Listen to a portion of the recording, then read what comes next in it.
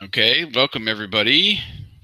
We're going to record a Rediscover the 80s podcast in just a few minutes. This is the recording session. We decided to get together. Actually, my pal Wyatt, that's on the line, is the one that buzzed me, texted me earlier and said, tomorrow's Back to the Future Day. We need to do something. So, Pretty much. We podcast up more on Masscast than we do anything else. But I know you and I have talked of doing more podcasts with Rediscover the 80s, and that just dawned on me. And I know we've been obliterated through the media that, this is going to be the day, yeah. tomorrow, actually. And it just dawned on me. In fact, I had just finished dinner, and I'm like, you know what? Do we want to do a podcast about this just because? And you're like, sure, let's do it. So here we are. Well, we are going to run through a recording. We're just going to kind of go off the cuff and share our memories on Back to the Future and first experience with it over the years, stuff we remember. We'll kind of go through its history, a little bit about the franchise and the three movies and the cartoon series and video games and everything that we can think of. We'll probably leave a few things out, but that's why they make those visual histories and the almanac with all the stuff in it for you to buy. So if you're a real, if you're a hardcore fan, you probably already have those. But anyway, you can correct us later. And then we'll end with some of the 30th anniversary goodies that I've seen and posted up on Rediscover the 80s. So here we go. Let's go ahead and start recording for the podcast. 3 and 2. Welcome back, everybody, to the Rediscover the 80s podcast. This is your host, Jason. And with me on the line tonight is my longtime friend and sometimes Rediscover the 80s contributor, Wyatt. How are you tonight, sir? I'm doing pretty good, and I'm excited to see if Marty shows up here in just a little bit. Except that we're not in California, so I think we'll miss that mark there. Yeah, we're not at that J.C. Penney's parking lot there out in the Twin Pines Mall. We're on the East Coast, so who knows? Maybe he'll hover overhead and peek in on us. It could be that repath that he does with the actual modified flying DeLorean. Right. But anyway, so obviously, we are here to talk about Back to the Future. Tomorrow, probably when you listen to this, could be today, is October 21st, 2015, which is the date that Marty and Doc go to in Back to the Future Part 2. And we are just basically celebrating that by going back and telling you a little bit about what we remember about the original trilogy. And we are going to go through a little bit of the history of the franchise, the movies, the cartoon series, maybe some of the video games. We'll just kind of keep moving through that. And then finally, we're going to touch on some of the 30th anniversary goodies, is what I'll call it, that we've spotted, including, some of the memorabilia and merchandise and some of the other links to other sites and special videos and stuff that other websites have posted so far. We're probably going to get bombarded tomorrow with a lot of stuff that we will be sharing tonight. But obviously, you can always go over to the Rediscover the 80s Facebook page, which has newly crossed the 20,000 barrier. Thank you, everybody. Yes, congratulations. That's great. So I'm going to be trying to post as many links as I can tomorrow about Back to the Future, if people aren't already sick of the ones that I've posted in the past week or so. But that's just been of course, the hot topic across the webs. So, but anyway, let me just throw it over to you like we did with the Knight Rider podcast. What's the first thing that comes to mind when somebody says to you, Back to the Future? Well, to be honest, I think of the car, me and my cars. That seems to be my thing I stick with. I think of the DeLorean. I can't remember the specific year. I think it's an 81 or 82 DeLorean. But I just think of that gull-winged stainless steel car, and man, this is one of my favorite movies, and I'm not exaggerating by any means. I don't rewatch it enough like I do with some other TV shows, but um, it's obviously, if you can see it, I'm holding up the trilogy that I bought some time ago. Hmm. I think this was copyrighted 2003, so that gives you an idea roughly when I bought it. The DVD set. I watch it from time to time. I would say often. Uh, Hmm. I won't say how many because watching TV is actually few and far between right now. But yeah, it's one of my favorites. And it's what about you? What do you think of when you see Back to the Future? Do you think of the flux capacitor, or do you think of uh, the time clock, the clock tower, or the hoverboard? What do you think of? There's so many things. Obviously, the car is a big icon of the 80s. Just the car in general, without all the time machine stuff that's plastered all over it, is just one of those iconic cars of the 80s, Oh yeah. which you've been going through on the website. But yeah, I'm a little bit enamored with you know Back to the Future. I found some blue paper at my office, and I found a PDF of the Save the Clock Tower flyer, so I had to print a few of those off just for giggles. I do, yeah. The car. I mean, we got the chance to go to RetroCon 2015 earlier this year, and that was probably the highlight for me. I got to sit in the DeLorean time machine. I was worried that I might have to be physically removed from it once I got in there. That was the Yeah, first time. it's pretty challenging for you because we were there for one other thing to go visit uh, Doug Stone. The voice actor, Haven't yeah. heard already by through us by now, who voiced Matt Tracker and a few others on Mask, and here we are, more Jason. Just we had to get a crowbar to get him out of there, or spin the dial on the clock a little bit just to speed him up. Yeah. But no, it was worth the trip.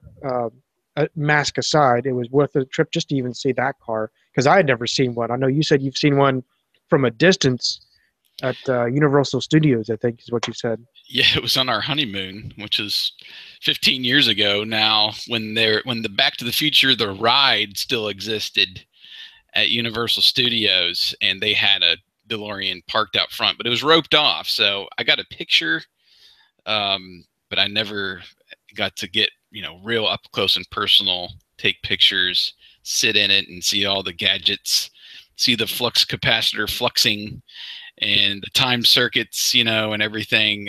It was really cool experience, and I envy the crap out of that owner of that car, which I think might actually be Tony, who runs RetroCon, because I've seen one parked at his house. Well, if it is, he strips it because Right. one on his pictures is actually stripped. So I don't know if that's like pre uh, modified or if he has stuff Yeah. that you can just disassemble off of it fairly quickly. Who knows? Right. But yeah, I generally think of the car. Um, I don't exactly remember seeing the first one in the theater. I do remember seeing the second one, and I'll tell you a little story about that a little bit later. I remember the music. Love Huey Lewis and the News. One of my favorite songs of the 80s, right there. Power of Love and Back in Time. Yeah, I'm still in love with pretty much the entire trilogy. Yeah. And I have a Hot Wheels collection, and I do have the time machine. I'm looking out for the new one that was just released this year with the flying wheels. I had the lucky, I had good fortune to get my hands on a Lego set, and this was last year when. Yes, and I told you about it, and you got the stinking Legos. Well, there's the little the minifigures. There they are. I would show you the DeLorean, but it looks like it's been hit by a train. You know, remember in the third one when it gets destroyed? It's been in the box and it's halfway put together. But yeah, you pointed me out to the commercial from GE of, and it featured Michael J. Fox's voice, and I really liked the commercial. And I went over to Twitter and posted a link, and I tagged the GE account saying, you know, thank you, GE, for bringing the DeLorean back, or something to that effect. Right. And they tweeted me back and said, we want to send you a little gift since you enjoyed the commercial or something. And direct messaged me, and I gave him my address, and I was thinking, you know, maybe it's a poster. Or, I don't know what they were. I had no idea what they were going to send me. And sure enough, I got the Lego set that was funded through the Lego Ideas, you know, website, which is not cheap. It was, I think, $50, 40 or 50 bucks when it came out. A lot more than that now if you want to get one, but I was very, very grateful, and it's probably one of the coolest things in my collection. And I bring it out once in a while, and you can change it into the original DeLorean. You can change it into the Part 2 and give it the Mr. Fusion and the orange license plate, you know. And you can then change it to number 3 and give it the like rail wheels, you know, like the train, and put all that other junk that's on the hood, you know. Right. It's a really cool set, and was very grateful to get that. So, well, moving past our initial thoughts, I guess let's go into the history of the franchise a little bit. Of course, the movie was released back in 1985. It was actually July 3rd. It made $389 million at the box office on a budget of $19 million. And, of course, you know, starred Michael J. Fox. It's well known that he was working on both Back to the Future and Family Ties, basically recording Family Ties during the day and then going right over to the Back to the Future set at nighttime, and then working the weekends to film the day shots for Back to the Future. Right. So he was essentially working 2 full-time jobs when they essentially hired him, which, you know, he wasn't the first actor, and most fans will know that Eric Stoltz was initially picked, and then they, after I think several weeks of shooting, decided to go in another direction, and pull in Michael J. Fox. Just today on, I believe it was on the Uprocks website, they posted a picture from, excuse me, the Ultimate Visual History book that's coming out. It should be released tomorrow, of the original actors that they were wanting for Doc Brown. And it's a laundry list of actors, and they narrowed it down to a few, like Jeff Goldblum, and it was trying to think of some of the other ones that they had on there.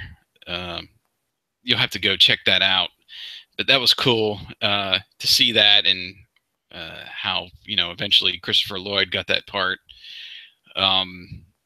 Yeah, Leah Thompson, you know, was in the movie. She was in The one that comes to mind is Howard the Duck. Uh, and she was in several other kind of teen movies of the time. And then, of course, Tom Wilson, who played Biff. I don't remember him doing much other acting, but I have seen his stand-up act, stand-up comedy. It was on Netflix for a while. I'm not sure if it's still over there or not, but he was hilarious. Yes, I've heard And that he's very, very, very comical. He has shown up in a few movies and TV shows. You have to look at his IMDb, but the most recent ones that I remember seeing him in is he played in Larry the Cable Guy's is it, health inspector. okay, He kind of, well, he played the boss of Larry, and he kind of redid his role, so to speak. He did his yell, kind of like a Biff type uh-huh. get mad, and he played on. And the only reason I know this is because Julie, my wife, watched it like constantly. Is Ghost Whisperer. Okay, He came on set like halfway through. What's comical about that show was filmed on the same exact town lot as Back to the Future. So it's like, hey, interesting. I'm back. Am I back to the future? Back to the past? What am I at now? So I mean, I don't know if that's what the guy. I mean, it's just like any other show that's reuses. I mean, that same town was used for Knight Rider and basically anything NBC made. That set probably was used in some form or another. Um, Yeah, I mean, yeah. that's off on the small bunny trail, but that's FYI. That's where I've seen him at least somewhat recently. But you were saying about guests. I'm reading the little insert that came with the trilogy. Uh-huh. And one of the comments it says here that uh, uh, Zemeckis and Gale Hmm. really wanted unknowns in this film. They wanted as many unknowns in the film as possible. Uh, it doesn't say if they wanted to give them a foothold or anything. It just says that they want unknowns Hmm. in that. And at the time, really, except for Family Ties, no one knew Michael J. Fox. I'll be honest, I Uh, don't think I would have known Christopher Lloyd during that time. yeah, I'm trying to think what else if Michael J. Fox had been in, but obviously Family Ties was his kind of big break. I Right. think he had been in some movies before that. They were, small time, I would say. But that was his big break. And then, yeah, Back to the Future being the number one movie of 1985 obviously helped him, onto several other movies as well. Secret of My Success, Teen Wolf. There was a ton that he did in kind of the mid to late 80s. Right, and Uh, even early, I'm looking past a little bit on his IMDb, and shows him on starting as early as '73. Believe it or not, oh, wow. yeah. He started on his role was truck logger for the Beachcombers, a TV series, and it Yeah. kind of just just like anybody else that typically starts in film or TV or whatever. You have to do the bit roles before you land Right, right. big that big one, and it seems to be his big role was, well, people know Teen Wolf, at least if you're '80s fans, but Family Ties seemed to be really Yeah, Family Ties, and tied in with Back to the Future seemed to be his all. That was his major yeah. move. Well, and yeah, I think by '85, probably Family Ties was one of the top shows So, on TV, and then to have the number one movie, his stardom just skyrocketed in that year. And Back to the Future actually, well, I don't know what the equivalent would be to today's money. Budget was 19 million, so it had to have been smaller time actors. There wasn't any really big name stars like you said. Um, Leah Thompson, yeah. Crispin Glover, I don't think he had been in much up to that point. And you'll have to forgive me, I'm not the biggest movie guru that's out there, but um, well, I'm going over Christopher Lloyd's IMDb. It looks like he started at least his film career started even only in '75, so he got to Yeah. like start really, and it looks like he kind of got something in the works, working on the Barney Miller Yeah. TV series. But Of course. to be He was honest, on I'm looking and fast forwarding here. Taxi. Taxi was another one that he Yeah, was on. Taxi was a good one. I'm looking, Cheers. He appeared a few times on, but honestly, I think really, hey, look, he was on Street Hawk. Yes, he was. He was the. It was. He was in the pilot. Yeah, Actually, he was the main bad guy in the pilot. I have that series. I love Street Hawk. We need to do another podcast just on Street Hawk, but I gotta watch it. I haven't watched it for. I'll I send only I'll watched it. send you my set. But back to our Yeah. task at hand. I, to be honest, and then this is me and you probably talking. Hmm. His real claim to fame for us probably was Back to the Future before he got into all types of roles. In fact, uh, he was also starred in Who Framed Roger Rabbit. He was the judge, which took Right. me a little bit to figure out who he was Right. when I watched it as a kid. But I figured out after I heard the scream. For whatever reason, the scream is what caught me. Um, Yeah.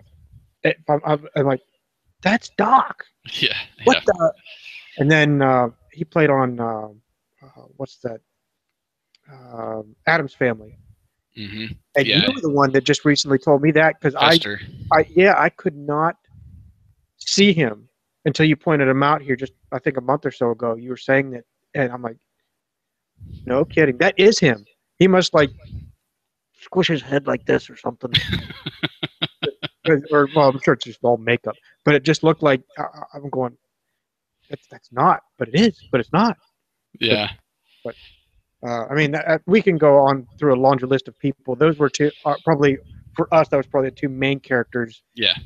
um, Do of the show. you do you happen to remember the first time you watched Back to the Future? It was not in the movies. I will tell you that movies in the '80s were very few and far between for me, um, mainly because my dad had a problem with movies, just a personal preference. He wasn't against them, but he wasn't for them either.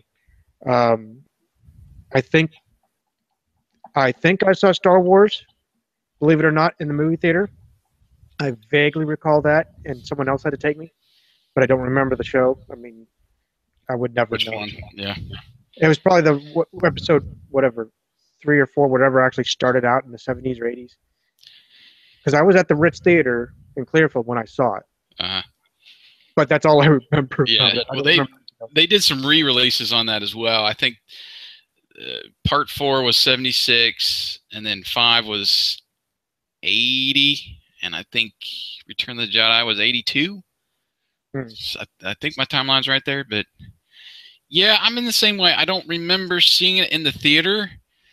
Um, kind of like with Ghostbusters, which was in '84. I must have though, because the one thing I remember very plainly about the first Back to the Future is I had the 45 record single of Power of Love.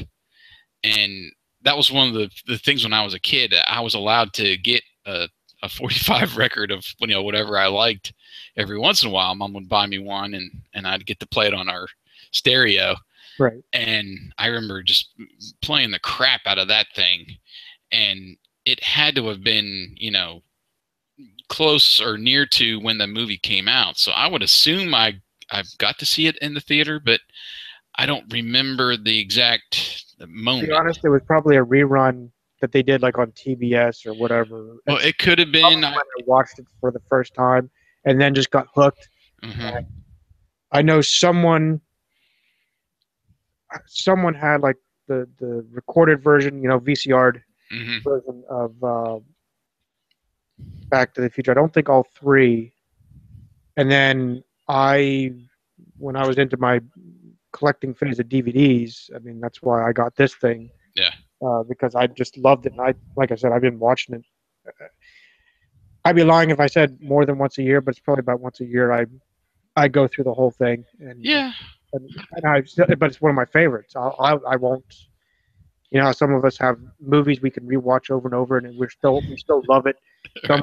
Some can only watch a movie once, like my wife. She can't stand watching two movies, the same movie twice.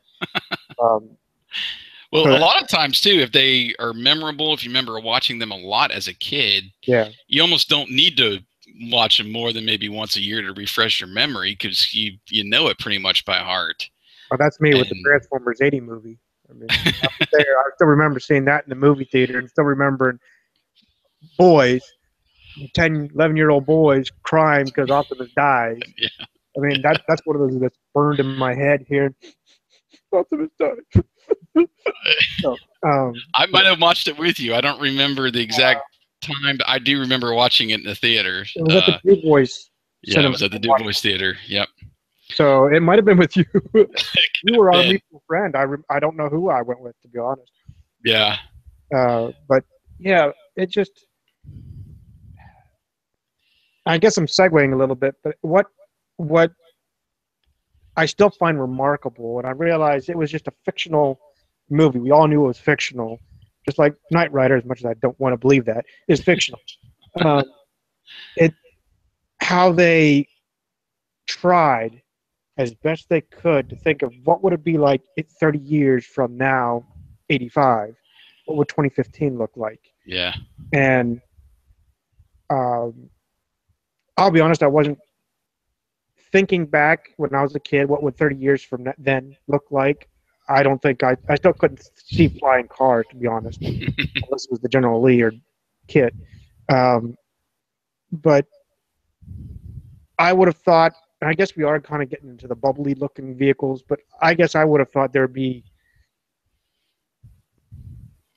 Yeah. The more I guess bubble futuristic is kind of probably the right stuff. word, like round cars. Right. Not really like a Beetle or anything, but just a round car, I guess, is the best description as I could think of. I thought we'd see more futuristic tractor trailers. Being my dad, I say that because my dad was retired now, a truck driver, and I guess I would have thought the trucking industry would have changed from the old box and flatbed trailers, but it never did. Um, Heck, I even thought Airwolf at least might muster something up, but it didn't. But flying cars, I just didn't think would happen. But um, I did foresee like the arcade machines almost being a thing of the past. Um, uh, Biff Yeah. having that kind of extendo legs that he does when he's getting ready to beat the tar out of Michael.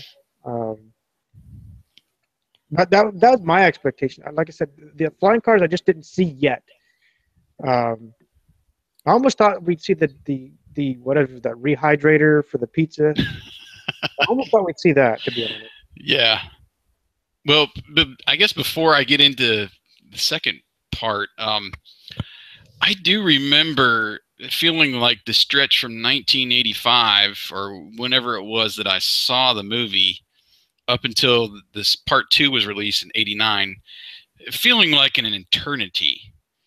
Yeah. Because I do remember watching Back to the Future several times, and whether we had it on VHS or it was played on cable or something. I remember, watching it so many times, Mm-hmm. and obviously we were absolutely in love with the thought of time travel and going back.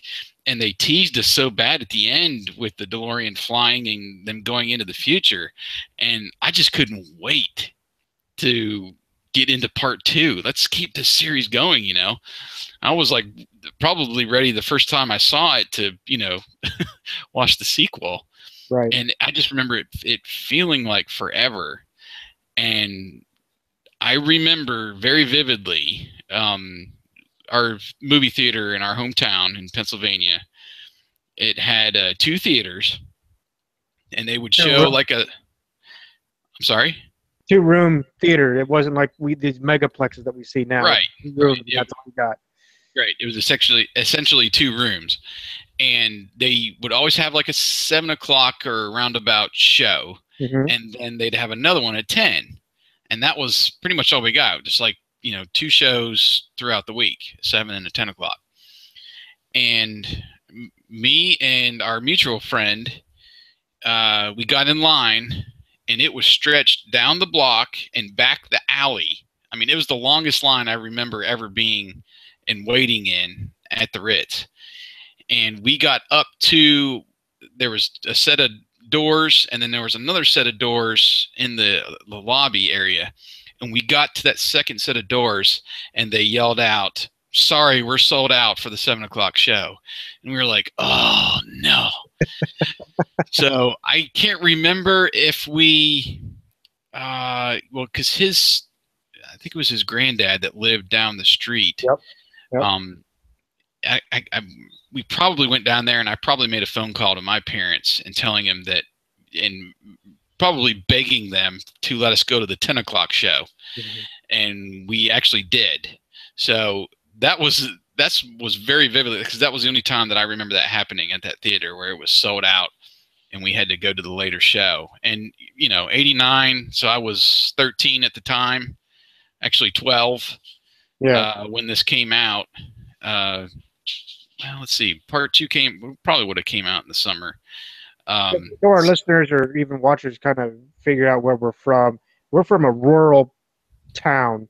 So if you even Google the movie theater in Clearfield, PA, that's exactly, it hasn't changed. Right. They finally digitized it here a year ago or so. Yeah. That was a big deal too, to get that funded, but yeah, it's still that same. But when we're talking about around the street, it's a podunk. It's not New York City block. It's for us, that was a huge line for us. But going down around the block or around the alley, so to speak, is probably. Yeah. I mean, it's like a few hundred yards. It's nothing crazy. No, but I mean, but that's crazy for our hometown to see that. Yeah. So part 2 came out on November 22nd, 89. So that would have been right after my birthday. So I would have been 13, and to stay up till 10 o'clock and actually watch the movie, then have our parents pick us up or whatever afterwards, that was a big deal. Oh yeah. So, and I remember even then at 13 being totally confused coming out of part 2. The alternate and the back and forth, and there was the cool parts, the future, going into the future, and you had the flying DeLorean. But I remember, and I remember, because they switched Jennifers. They switched the girlfriend to from. I'm looking her up right now. What's her? I can't remember the other girl's name from the first one, and they switched it to Elizabeth Shue in part 2. That's gonna bug me now. I gotta go back and get her name. Claudia Wells. Claudia Wells, yes. So Claudia Wells was in part 1, and they used Elizabeth Shue in part 2 and part 3. Mm-hmm. I remember totally not even noticing that, because I was so fixated on the actual story and everything. But yeah, I was totally confused coming out of part 2. But yeah, I mean, it was the elements, and if you've gone kind of behind the scenes and saw some of the bonus materials and read about the movie, they actually wanted to go back to the 1960s originally, but then they decided to go forward to the future. Mm-hmm. And yeah, some of those things, I mean, they did get right, and some of them they didn't. I mean, like you were saying about the arcade games, that whole clip of the kids, which one of them is the first movie that Elijah Wood was in, right? Played in all the Lord of the Rings and everything. He says, after he shoots at the game, he's like, "Oh, you got to use your hands." Oh, so it was like, I don't know, that kind of virtual reality type mind thinking, with video games and such. The cars, yeah, I don't know. I don't ever remember thinking that we would ever get flying cars. So I think that one kind of, flew past me like you, literally. What I thought was funny though, watching the movie as I was a teenager, I started picking out cars. Uh-huh. So I'd see like the one car that you'd have to watch the movie to really see it.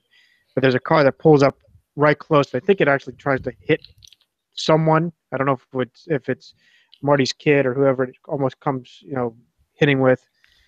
But if you look closely, it's a Ford Probe underneath. They just put this big piece of plexiglass in Shell. the front Yeah. to make it look futuristic. It's Uh, fun to go behind the scenes and see some of that. well, I picked it up without even going behind the scenes. It's just hilarious to see. That's a Ford. What? Are you kidding me? That's a Ford Probe.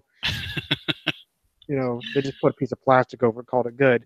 There's a lot of those subtle like advertisements in the movie too. Oh yeah, Obviously, like Pepsi and Jaws and the Toyota Toyota. dealership and that stupid guy that in the first movie, I don't know why it sticks out in my mind, but when he's on the skateboard in the normal 85 and he's going through town hanging on to cars and stuff, and he hangs onto that Jeep and the guy turns around in the Mountain Dew hat. Yep, I'm like, do. okay. So yeah, Pepsi was Well, the Pepsi the Pepsi oh franchise. All that. Pepsi Perfect. They Oh, made the Pepsi Perfect bottle that they you know just released in a limited quantity, right? quantity. So yeah, Pepsi was a big one. Mattel. The hoverboard was Mattel, I think. Yeah, I guess it did probably say Mattel Same when Nike, they pulled it out, and looked at it and such. right? Uh, Then we have in the the movie. Nike self-lace shoes. Yes, the Nike shoes. Never got those. Black and There's Decker. rumors. Black and Decker was that hot rehydrator for Pizza Hut, Uh, and there was Pizza uh, Hut. So yeah, uh, Weather Channel. The Weather Channel got named because you remember when the kids like, I he's want this pulling up the channel, this channel, walls. all numbers. Then he says, and the Weather Channel. Yeah. Well, I think the Weather Channel had been up by then. Well, yeah, that's the only one, But Right, right. to me, that was a subtle hint. We never got the double tie. Never got the double tie. And of course the fax machine that has gone the way of the dodo. Fired. Uh, yeah, the self-fitting jacket. Yeah, Remember it malfunctioned, so he's got one long sleeve that he's I think that's always hilarious. So in the inside out pockets. Yeah, On the pants. Yeah, they were totally off with the fashion. Although I do want one of those hats that are like that multicolored that he wore. yeah, I'll have to get you one of those cool. someday. But yeah, Back to the Future. I mean, the second one did probably just as well. Let me check the numbers. Yeah, it did just as well as the first. It had 332 million at the box office. The budget was 40, but that was shared because they filmed part 2 and part 3 at the same time. So, and that's the ingenious that they did, and that's again slightly off of on our rabbit trail. That was my idea with our movie script for Mask was we write at least 2 scripts. They could just film it all, and that'd be one complete package. right. So yeah, part 2 was the number 6 film of 1989, and it was behind Batman, Indiana Jones, Lethal Weapon 2, Look Who's Talking, and Honey, I Shrunk the Kids. So it did excellent at the box office, even though it was for me somewhat confusing. And I guess let's just go ahead and transition into part 3, which came out, I believe it was 1990. Was it the next year or was it 2 years later? I'm reading it here, 1990. Yeah, Okay. 1990. So it came out the following year. They didn't waste any time getting that one out. It was released in May of 1990 and grossed 244 million at the box office, so it was the least results producing, I guess you would say, Right. of the three. It's probably for me my least favorite of the three. I would probably go in order as my favorites. It was the 11th ranked film of 1990, and that year was won by Home Alone, which is coming back to theaters actually this year for its 25th. It's just hard to believe, but anyway. So what was your thoughts on Back to the Future 3? I don't remember. I know I did not see this in the theater, and it was probably, I would think it's probably a while before. I probably waited till it came out on video or whatever to see it. And I don't know. The Old West, I've never been a Western kind of a person. My dad was big into Westerns, and I never was, so that always kind of turned me off. But Right. what was your thoughts on part 3 and how they ended the story? I actually liked it. There was that Western look, and I'm not that much into Westerns, but I did grow up fond of uh, older TV shows like Little House on the Prairie, even the Waltons. Mm-hmm. So it didn't. I mean, I wasn't disappointed by any means. I actually thought it was actually funny. Uh, you see the DeLorean kind of appear in the middle of the Indian Right. across the desert. Indians! Um, It just reminded me, I'll interrupt you just for a second. Go over to YouTube, and there's a supercut of Marty screaming. And it must be at least 2 or 3 minutes long, but it's him like screaming and cursing from back all the trilogy, and it's hilarious because he's Indians, it's and go Google that. But anyway, on with your part 3. But I know I didn't watch it in the theater. I do know that. I'm pretty sure I didn't watch any of it in the theater, to be honest. But what I thought was comical is that you now have this jacked up, essentially off-roading DeLorean from the second one that the 1950s Doc Brown kind of rigs up. Those big ugly white wall tires on that They were. DeLorean. It was actually kind of funny. I mean, I wouldn't go sporting that on my DeLorean, but at the same time, it's kind of like that is kind of unique. Yeah. Yeah, that's about all. I think they did it right all the way through it. I mean, I'm watching from the entertainment side and critiquing it, I guess. I like how they popped a hole in the gas tank, so it really added to that suspense of okay, now how the heck am I going to get to 88 mile an hour? Right. I liked that they had Doc inventing stuff back then, like the huge refrigerator that gives him that dirty ice cube. One little ice cube. Yeah, when you got time on your hands, I guess that's what you do. But yeah, and I loved Marty's expression too. He's like, "It's a refrigerator." It's real subtle. Like, right. I like his freaking huge, like, I don't know, 10-mile long rifle that he uses for Yes. for Biff. For me, I like the beginning story. So to me, that was the beginning because you saw the town. I realized it was just a set, but you saw the town being built. So you saw that original clock being ready to be lifted up to the clock tower.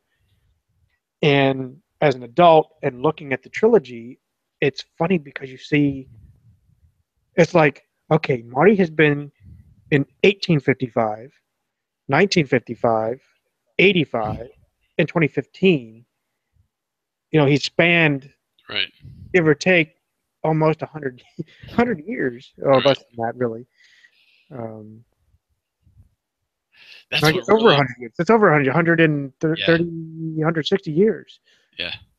And they did it right because you see the comedy that Biff basically doesn't win. He always gets stuck in manure at some point.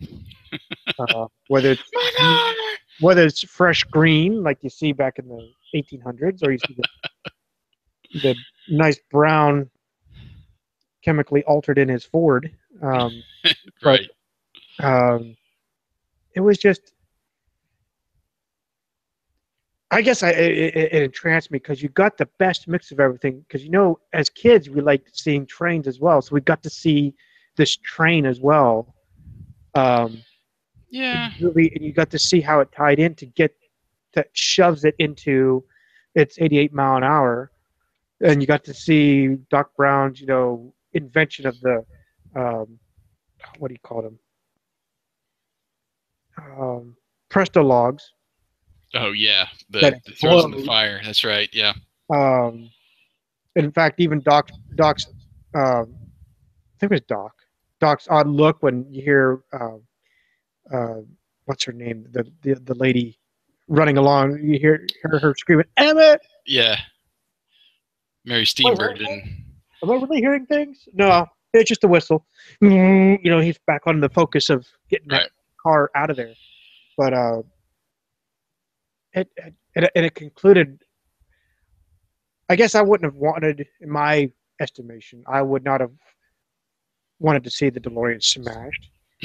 Um, but they still made the connection that kind of, Doc makes his own time machine out of a locomotive and still is able to time travel. And he ends it with, that you make your own destiny, you make your own future. And no matter what you do with whatever you're at, whatever time zone you're at or era, it honestly didn't change anything. I mean, realize it's a film, but Yeah. that bridge is still there. It just didn't get named Yeah. whatever her name was. So I'm so Yeah. I like the logic of part three. A lot. It was a lot easier to follow, I guess, than because even at the end of part two, when they're in that scene where it's raining and that guy pulls up, "Are you Marty McFly?" and hands him the Western Union letter. right. Uh, seconds after Doc disappears. That still was kind of mind blowing for the 13-year-old brain that I had at the time. It just warped me. But then once you get into they're in the old west for practically the whole movie. It's just Right. trying to get out of there. There's no jumping, um, really, until he gets back to that first jump back to 1885 with the with the DeLorean. Um, that scene was crazy too. Doc, you got to get me back. When he gets the letter and then he encounters Doc that just sent Marty back to the future, and you got to send him back again, and then he faints, and I felt like fainting at that moment as well. But yeah, part three, like I said, for a person that doesn't like westerns, it was fun. They made it fun, they dragging Marty around on the horses there, through town, and uh, meeting Seamus McFly, on the farm, and Clint Eastwood, what kind of stupid name is that? And that, the what he wears is like totally wrong. Yeah. It's like Yeah. the frilly pink. I think they call him a rodeo clown or something. I can't remember what it was. But it was fun, and yeah, I mean, I'm with you. I would have obviously wouldn't like to see the DeLorean destroyed at the end, but he had been saying, for two movies pretty much that they need to destroy that thing before anything else goes wrong. So it pretty much had to be done. What I really like that still sticks in my head, I mean, the whole thing, but uh, I guess maybe I'm segueing too early, but into like, out of all the three trilogy movies, the ones that really stuck out that I can't get rid of, aside from the car, we got the intro when Marty walks in and sees that big pile of dog food, and he's, oh man, or whatever he says at the beginning. But fast forward just a little bit when he plugs in that quarter that Yeah. quarter. Uh, Amplifier. yeah, he puts in the amplifier and he turns up everything, and then there's like a little. It's not a voice recording. Doc calls him and tells him that there might be a slight problem. Of course, after the fact. But what I loved the most memorable was when he cranks it up and just strums, and the whole thing just explodes. Right. Place. The other one that I like, I think that really, and maybe it's the teacher in me or whatever, but when I think it's the second movie, because they're trying to figure out where Biff is Hmm. and how they got a hold of the time machine and how things are happening and whatever, and you got Doc pulling out the old chalkboard. We know that this is 1985. Somehow we are in a skewed Yeah. 1985, and somewhere the old Biff from 1955 stole the time machine, went back. I mean, it was hilarious how he explains it all, but it's one Yeah. that stuck in my head because I'm like, that makes perfect sense. I know it's just a script, but that makes perfect sense. It really does. It didn't to me at the time, when I'm first, now that I've watched it, 50 Yeah. times, you get your mind around it a little bit better. But yeah, uh, he, it's hard to imagine anybody else but Christopher Lloyd as Doc. Oh yeah. Just the way he And I was expresses everything, and great Scott, and everything is so kind of dramatic to him. The line that sticks out to me from the first one, who was the president in 1985? Ronald Reagan, the actor, and he's. I love that. We can keep going. Let's come up with some of our other favorite parts from the movie. Other part. I mean, there's a lot of favorite parts, but the third one, it kind of got reminded when you were saying about that, is when he's in that bar, in the Western, still holding that whiskey shot. And he still hasn't drank in it yet, and of course we don't know that, especially if it's the first time, you don't know. And he's sitting there, he's regaling of all the stuff that's in the future. Like, what do you do for fun? We run. You run for fun? And you got that one guy I can't remember his name. I've seen him in a lot of bit parts, and the voice is just hilarious by himself because it's that high pitched.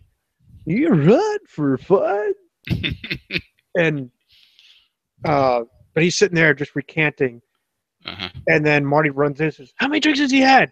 None. He hasn't even drinking that one yet." Like he dunks it, and he passes out. He's done, and they have to give him that drink concoction that they come up with, and it's like half of it's Tabasco, and he wakes up and that's just a reaction. He still hasn't woken up yet. That was one of my favorite parts. But that's probably my top three. If I had favorite parts, was those ones. But the supporting cast, though, it was great, and I think in all three, just like that. Mr. Strickland, the principal. Oh yeah. Loved him. He always reminds me too. He was in the Masters of the Universe movie. Kicking butt in that one. I love Mr. Strickland, and there was just so many great supporting roles. Biff's crew, in the movie, in the future, and even in the past too. It's the same. I believe it's the same guys. One of them is Billy Zane. That's his kind of crew there. Yeah, I mean, it was just great. Everybody did a great job on the film. Yeah. Oh yeah. I was trying to find them on IMDb. What I found, you were saying about the supporting roles and all that. Mm-hmm. There's, and forgive me, I just had it on the tip of my tongue. You had the parents that were there as well that did excellent jobs, and they still had to get makeup Yeah, to reflect the ages. yeah, that Uh, was really they were fascinating how they were able to fill that role and sounded, spot on. I mean, even now, they did a fairly good uh, when the guy's hanging from the freaking whatever it is, when they're in when they're in supposedly 2015. Oh, he threw out his back again. Threw it out on the golf course again. well, So, yeah, and that was a way. I mean, because that was another thing too. You never noticed was that Crispin Glover, his dad in the first one, that was a totally different actor. He didn't, go through the second and third movies.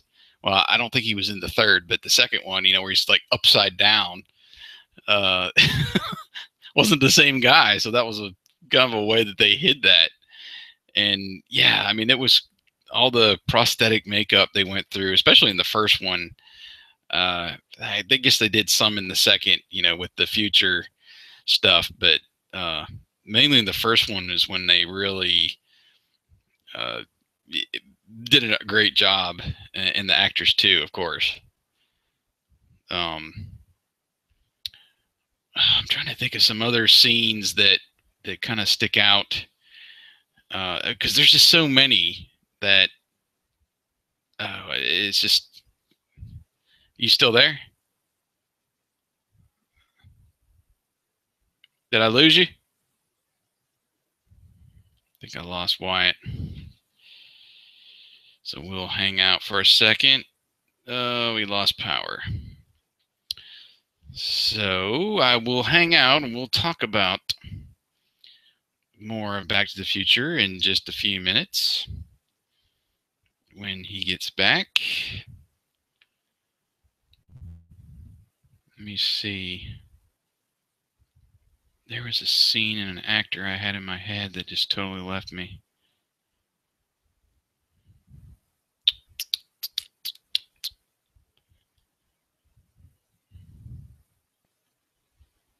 John Lithgow. He was another one for Doc Brown.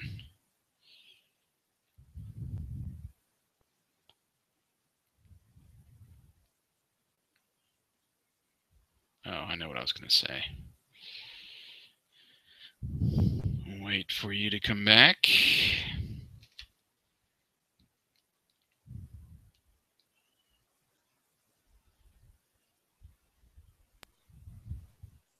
You back? yeah, no storms that I'm. Power We surge. have no storms or anything. I'm sorry, I'm reporting it. It actually dropped twice. Oh, wow. So I reported it just because I'm paying for it. It better be fixed my stuff. But I think we were on talking about supportive roles, and we were in the middle of Yeah. talking about Favorite scenes oh, and yeah, different scenes and how people were like the people that played the parents, how they were able to change their from being older, yeah. basically elderly people to even their youth side, because you had them back in the 50s when they met. And then what's funny is you have Leah Thompson basically kissing her son. It was kind of hilarious because he's like, "I'm kissing my mom," and I still remember to this day being even at this age, I'm like, "Well, I realize you're playing a role, but dude, she's hot, dude. Come on." Well, and that's why Disney, they actually pitched Disney the movie and they passed on it because of all that weird stuff like that that Yeah. was in the movie. Right, Uh, and I understand why it was there. I mean, it was just for comical and to whatever to right. understand the point, but it's just funny um, how that all played out. And even Yeah. when in the 80s when Leah, slaps the cake on the, well, another year he's in the pen. Uncle Joey. Yeah, Uncle Joey. That's another one of my favorite lines is when he's in the 50s and he's having dinner with them and Better get used to those bars, kid. yeah, better get used to those bars, kid. That was Or a great. how about when he's what is it? He's rewatching Um, I seen this. Yeah, I saw this. The Honeymooners. It's on a rerun. What's a rerun? This is the first time. Oh, we have two TVs.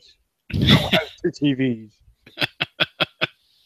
That was just a great scene, great writing, and Oh yeah. yeah, that was great. Another one of my favorite parts is the Huey Lewis cameo when he's the pinheads are trying out for the high school dance. I'm sorry, you're just too darn loud. I'm sorry. Next, please. The way they stuck Huey in there. Which I didn't And know who that was until recently. To be honest, I never knew. Well, I listened. I just never looked at who sang. who the actor, yeah, who the person was. Huey had a short acting career. I remember him being a helicopter pilot in, oh, what movie was it? It was something where there's like, it was almost semi horror, and they're in the water, and it might be Dustin Hoffman. The I'm looking. orb, I can't remember, but anyway, yeah, that fun little Huey Lewis cameo. I mean, that was great. Uh, just being too darn loud. Yeah. But okay, well, we've kind of dissected the trilogy in our parts. Did you remember watching the animated series that came out? I didn't even know there was one until I'm watching over this, reading over the history of it. I honestly did not know whatsoever that there was an animated series. Well, it skipped me too. I don't remember ever watching it. It was essentially, excuse me, it was essentially on CBS, and it was only 13 episodes from September of '91 through December of '92. I don't know how that. Actually, I'm sorry. No, it was 2 seasons, 26 episodes. But yeah, that one just totally missed me. It was great to see. I'm reading here that Chris Lloyd and Tom Wilson, Mary Steenburgen, James Tolkien reprised their roles from the trilogy. So Michael J. Fox didn't come back, but you had a lot of the same people come back to do the movie. And Einstein was in it too, and their sons Jules and Vern. So this must have continued the story right after part 3, from what I can tell. But yeah, I mean, that was crazy and it's just up until this year that they finally released it on DVD. Wow. With that new 30th anniversary Blu-ray package, I think they call it the Complete Adventures. It's got its first DVD release. So yeah, I guess we don't have much to say. Not much to say about the cartoon series, Right. 91 and 92. We did touch on the ride, which came to Universal Studios in '93. Just from my memories, it was pretty cool. It was a motion kind of sensitive ride, so you weren't on a track or anything like a roller coaster or anything like that. You got in the DeLorean, or this like semi DeLorean. I don't remember. I don't remember it having the going doors. I believe it was like open because you had like, I don't know, 20 or 25 people that fit in this car, and you had this big, huge screen in front of you, and it was motion. So the car would go left, right, up, down, and kind of move as you go through time. You went all the way back to like the, Jurassic period, and there was dinosaurs or something chasing you, if I remember right. And you just kind of travel through time to get back to where you were. And I don't, I'm trying to remember the the premise of it, because it did have a story. It had nothing to do with. I don't think it had anything to do with the movies or anything. Oh, here we go. The ride story centered on a first-person adventure through time in pursuit of Biff.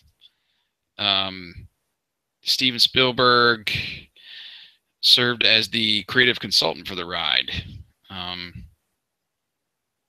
And it's the only project in the Back to the Future franchise to star Christopher Lloyd's character, Dr. Brown, as the protagonist. So you had really nothing to do with Marty. It was Doc going after Biff through time. So yeah, it was opened in '93. This is first discussed in '86, and then they actually they installed one in Japan in 2001, but the one in Universal Studios is now the Simpsons ride. So I think that was let me try to see here. Yeah, they confirmed it in 2006 that it was closing, and then it actually wasn't until March of 2007 that they closed it for good, and then switched it over to the Simpsons ride in 2008 in Orlando, and then 2009 in Hollywood. So it was fun, and like I said, I remember seeing the DeLorean out front, which is what got me excited. Do you remember anything about the NES game that they released? Sorry, wrong number. It's never. See, I never did either. They did. I believe it was part 2 and part 3 in the NES game, and like, well, some people know, I was more of a Sega person. I had a Genesis about the time that it came out, and I think I finally got an NES in like the early '90s.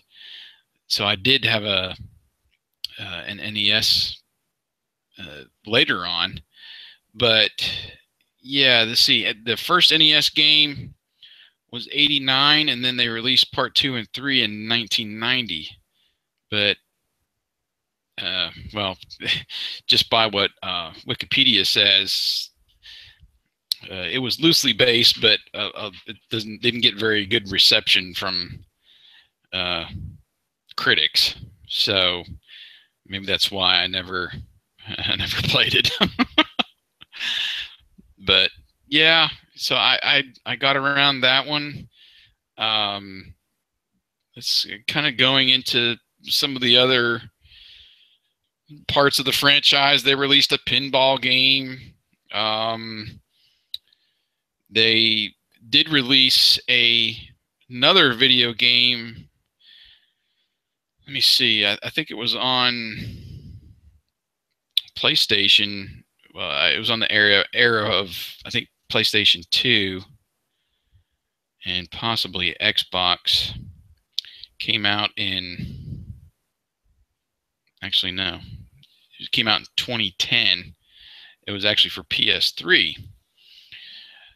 And just this year, they re-released it for the 30th anniversary on the PS4, Xbox 360, and Xbox One. So they kind of upgraded, so to speak. But they did have some of the original voice actors, like Tom Wilson for Biff, in there. And I believe they got somebody else from Michael J. Fox and Christopher Lloyd, but they're in the video game itself. Right. Bob Gale, who is the co-creator, co-writer, co-producer, he was in on writing that story. So I don't think either of us have gotten into any of the video games in the franchise. And just recently as this year, IDW is going to release some comic books, I believe for the first time. I don't think it's ever been published as a comic book before, but they're going to go into some story about how Marty and Doc met, which I thought was really cool. Cool. And those, I believe, are going to be released on Back to the Future Day on the 21st, tomorrow, from IDW. So go check those out.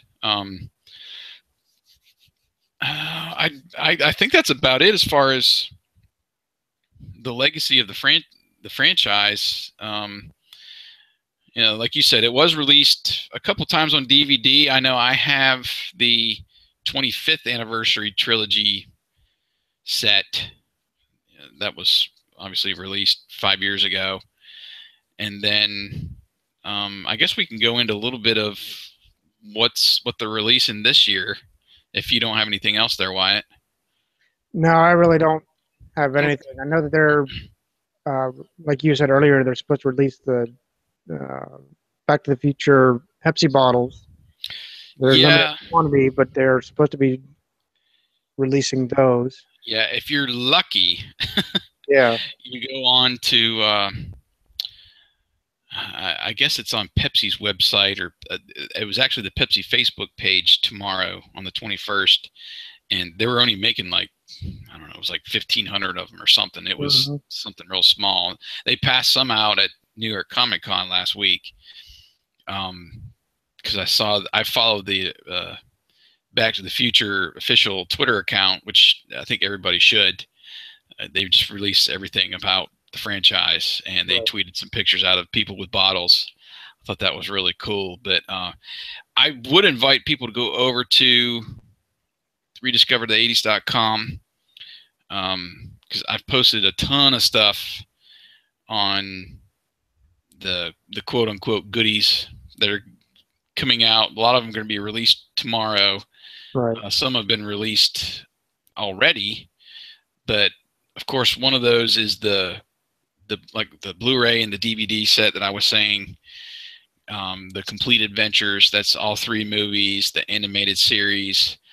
There's supposed to be. I could be wrong, but I think there's basically new features, new material, new documentaries and stuff that have not been released before into this thing. And there could be a chance that they go on sale tomorrow as well. As far as they've been on pre-order for a long time, but tomorrow's the official release day, so they might slash the price. So be looking out for that. But I've released several posts on the goodies. They're releasing a new picture disc of the soundtrack. We didn't talk too much about the music, but the Back to the Future has a great score by Alan Silvestri. Love the score of the film and the theme. Obviously, the Huey Lewis songs. Even ZZ Top did a song for Part 3, Double Back, that I really like. Some great music. They're also, if you go to Mondo.com tomorrow, they're releasing a 6-disc vinyl soundtrack of just the score of the movie. You can get the complete box set, or you can get just one off, whichever is your favorite of the movies. That's starting tomorrow. What else are they releasing tomorrow? Well, there's the visual guide. That's through Amazon. You can go and check that out. That's like I think it's like a 224-page book, something like that. Wow. Of behind the scenes pictures, never before seen photos. I released a few actually that I stole from I think it was io9.com. They had some original concept drawings of the DeLorean and the hoverboard, and some behind the scenes shots of Michael J. Fox, even Eric Stoltz before Michael J. Fox came on board. Now another one I saw today, they're releasing. I knew about Back to the Future Monopoly. They're doing a 30th anniversary of that. They're also doing a Yahtzee, and the box looks like the flux capacitor and lights up. That's awesome. It's very cool. I mean, if you've seen those DIY videos that I've posted, Yeah. I haven't read them yet. I haven't had a chance to actually read that. I'd like to get a flux capacitor. yeah, the DIY prop shop on YouTube released a video on how to make your own flux capacitor, and that Yahtzee, I would say, is a if you don't want to do the work, go buy that because it looks pretty cool and it lights up. Right. So so go grab that. What's some other things that are coming out tomorrow? There's supposed to be Toyota. Obviously, Toyota was in the movies. They did a short little commercial. Well, not commercial, but a featurette with Doc and Marty reunited, and they're in this diner, and they're talking about what the second movie got right about 2015. And they're supposed to release a longer kind of, I don't know if it's feature length or, hopefully at least 15 20 minutes or something like that on YouTube tomorrow.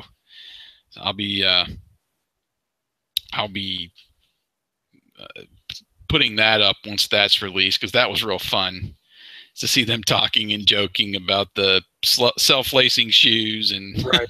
the fax machine. And Michael J. Fox is like, who are you still faxing? There's like one guy in Ohio that has a fax machine still. And Right. that was great. There's also some kind of short film with Doc Brown. Let me scroll down here. There's just so much going to be going on tomorrow.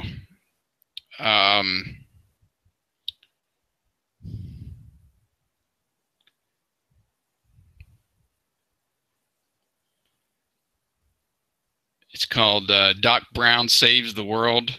It was Universal Pictures that teased that. I guess that's going to be on the Blu-ray and DVD sets. I'm not sure if they're going to release that to YouTube tomorrow. There's actually an auction that's going to happen. I think it's later in the month. Actually, it's on the 24th. At this, there's a We're Going Back celebration each year. It's kind of a small convention, I would say. And Bob Gale's actually going to be there. It's at this church in Hollywood where the Enchantment Under the Sea dance was filmed, which is pretty cool. But they're auctioning off like screen used items from the movie, probably at ridiculously high prices. But still, that's still cool. Yeah, they're doing that. It might be really the biggest collection of screen used stuff as far as the amount of items. Some of the papers, the newspapers that says youth jailed, in the USA Today in the future, an almanac, hoverboard, some of the script and original scripts and notes and stuff, and some other small props going to be in the auction. There's actually a video I shared in one of the goodies posts that I that I put up there a while back. Yeah, I mean, how crazy would it be? I know you're not a big sports fan, Wyatt. But how crazy would it be if the Cubs win? Yeah. It's been, I believe it's been over 100 years. I'm not a Cubs fan. Yeah, they were having a conversation on the local radio station down here. It's like 70 plus years since they really haven't won anything, and everybody actually jokes about, well, I guess this year we'll see if the sports almanac is actually true. So it's hilarious hearing everybody down here, or up here rather for you, talk about it on the radio stations. Yeah, they unfortunately beat my Pirates to advance, but now they're down, I think, 2 games to the Mets. So odds are against him now to make it to the World Series and actually win the championship, which would be crazy. But I got to say, I'm pulling for him just for that. Back to the Future sake. But I know I did read that if you go to if you're off tomorrow by chance, you might have a chance to go see it in the theater again at AMC theaters. They're supposed to be re-releasing it in select theaters tomorrow. The whole trilogy, like the whole day. So I think they're going to do it like back to back to back. So, wish I would have known, so I would have taken leave. Well, if you have that ability, if you work from home and you want to call in or whatever tomorrow, I got sick. Yeah, go that check. Actually would work at my office. I have a germaphobe boss that if you start coughing, he's already starting to tell you to go home. Well, there you go. You got an easy out. I do.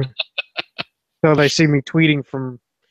Well, I don't have a smartphone, so I guess that won't happen. So they can't catch me there unless they see my car. Yeah. I did want to share just a couple of other quick things that I've posted today. I put up, I do those retro 80s SoundCloud samplers each month, which is mainly that kind of retro wave music, new music that sounds like old music, I think is what I call it. Synthesized stuff. Well, this month I went back over to SoundCloud and found as many remixes as I could find, good remixes, I will say, and I put them together in one sampler. I think there's 13 or 14 songs. Most of them are remixes of the theme, the score, and there's everything from just somebody doing a piano medley of all the themes to like hip hop and techno. It's crazy if you listen to them. Some of them are, you're like, oh, that's way too fast. I can't keep up, but some of them are actually cool. And then I found like 3 or 4 remixes of Huey Lewis that I put in there. So go check that out. Earlier in the week, I put up an infographic from HalloweenCostumes.com. They actually sent me an email and gave me a heads up, and I put that up, and it's pretty cool. It shows all of the costume changes for Marty and Doc and Biff in all of the movies. And, you got the normal, hey, kid, you jump ship, the vest, of Marty, and then his suit, the radioactive suit that he's in, and his 50s clothes, and then when he goes to the dance with the guitar, it just travels through the whole movies, and you get to see all the different costumes of those 3 characters. Thought that was really cool. If you're you probably have noticed, if you haven't, and you're an Amazon Prime member, they are streaming the movies, all 3 movies, for free this month. So you got about another week and a half to catch up on them for free on Amazon Prime. I got it here, but my wife actually is an Amazon Prime person. So granted I have this, but maybe it's better quality on Amazon, because I think this is the standard. Yeah, it's not a Blu-ray. So. Gotcha. So I think that's about it as far as the goodies that I've posted. I did post over on Facebook on my cover photo is an old and new. This is a story that I published several months ago. I think it was around the time of the actual 30th anniversary of when it was released to theaters. There was a guy that took his family on a journey through Hollywood in Beverly Hills, I think, where all the filming locations, and this was, I think, maybe last year or 2 years ago. Can't remember the actual date, but he went to all the locations, and the video that he created is pretty cool because it shows the footage from the original movies, like the mall, and then he will show you they're at the mall there and where stuff was, and he'll talk to you. He starts right up from where Marty kicks open the gate and gets on a skateboard and starts skating through town. And there's like a Burger King there now or something. Right on through all three movies where they filmed some of the scenes and such, the dance, and he got all of that. It's a really cool video. So check that out on the website as well. That I think I'm about done. Unless you've got some more to add there, Wyatt. I honestly don't. I think we did pretty well for no outline, no script, nothing like we usually have. Right. But still, my whole point was that we've done articles in the past for 30th anniversaries, and with the use of this podcasting technology, I'll call it, I thought maybe this would be a cool thing to do to mark it. Really, I mean, they're all icons to us, I suppose, but a truly iconic film that essentially predicted the future, at least attempted to, whether fictionally or not. So I just wanted to really, like we do all the time, delve back into our 80s mentality and see what we were thinking, what did or did not surface. I think I joked.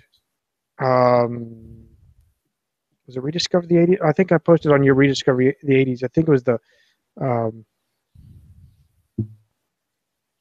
Pepsi. I think it was the Pepsi bottle. Mm-hmm. But it was something I worded it to some effect that did they predict this? Did Back to the Future predict this, or are we finally just catching up? Because Pepsi still has yet to change the bottle. I mean, they changed it to plastic from glass, but no one's really changed the bottle for years until now. It's like, oh, it's a 30th anniversary. Maybe we should make that bottle. Yeah. You've got people working on the technology of the hoverboard for a few years. There's that dude that has I can't remember the specific name, but like it's from the Spider-Man movie looking Green Goblin. Yeah. Yeah. They've tried. They've even produced some fake commercials with some famous people. Even Doc Brown was involved, and Tony Hawk. They fooled us. I think it might have been earlier this year into thinking that the hoverboard was coming. And there's been I've seen some videos of people on that were like magnetic, but they had been on a like a special floor to actually go back and forth with it. But yeah, I mean, I don't.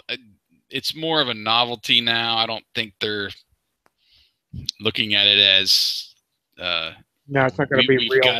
We've got to do it now or something. But it was fun. It was a fun attempt to predict it, and they got some things wrong. I think they got some things right, and it was fun. And I think I'm glad that they kind of scrapped that 60s idea and decided we don't care what people think. If we get it wrong, we get it wrong. We'll just have fun with it, and here we are, Right. So it was. I don't have anything out really on my end. It's always a fun time doing these podcasts with you, whether it's here or on Agents of Mask. But even just going back through our memories, because this is all it is rediscovering the 80s, but it's really rediscovering our fountain of youth, if you want to call it that. What made up it? I'll borrow Brendan McCain's little line that when we talked to him on Masscast here recently, that we are a community, and it's fascinating that we've turned it into, even if it isn't you and me personally, that we have turned it into a community because that's what we grew up with. That's what's made us who we are, whether we're crazy about Back to the Future DeLoreans or we're just, hey, that was a cool show. I remember that. I remember those cars. Yeah. And that's all it is. It's still part of our psyche. I'll call it our makeup, not so much DNA, but our or growing up DNA, I suppose. So it's just it's a blast. I use that line a lot, but it's a blast to do this, and Yeah. And that was kind of it gets our radio broadcasting groove on. What little we yeah, have. that's true. That's true. But yeah, I mean, was the purpose of creating this blog slash website, uh, 4 years ago now. Um, just essentially remembering stuff and reminiscing, keeping it alive. We didn't essentially create an 80s community. I think there will always be that nostalgia for the 80s just because it was so vibrant. And, obviously Back to the Future was a huge part of that and remains. And it's one of those films, kind of like Ghostbusters, I think, that supersedes the decade and Right. continues on, despite the fact that it's labeled as 80s. It's a lot more than just quote unquote an 80s movie, because a lot of people have loved it. And I've actually shared them with my sons just this year. We've gone through the movies. Little language that I forgot that was in the movies. I think they are rated PG, but Yeah. 80s PG was a little over the top sometimes. Yeah. So there was a little parental guidance when we watched those, but they were pretty well fascinated with mainly the time travel aspect, and of course the car. They're huge car fans, room full of Hot Wheels, so they were intrigued with the car. So it is one of those transcending movies that will be here for another 30 years, no doubt. So, well, I appreciate you joining me tonight, partner. Anytime. And we thank everybody for listening to the Rediscover the 80s podcast, and hopefully we can keep on doing some more of these. I know we have some comic books we've been meaning to get to again, and also do another kind of memories / comic book review. So hopefully we can get to those before too long here. But in the meantime, for Wyatt, this is Jason, and thanks for rediscovering the 80s.